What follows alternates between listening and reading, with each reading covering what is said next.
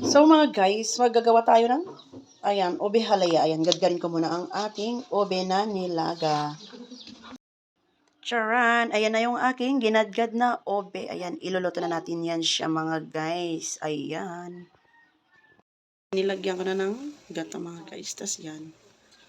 Gatas.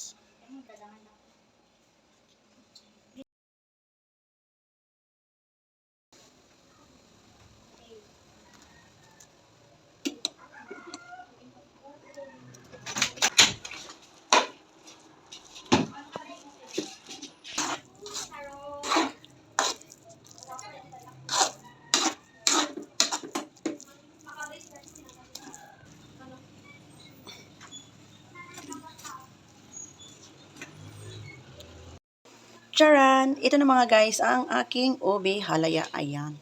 Naluto ko na siya. Nailagay ko na rin sa tub. Ayan. So, yun lang mga guys. Thank you for watching.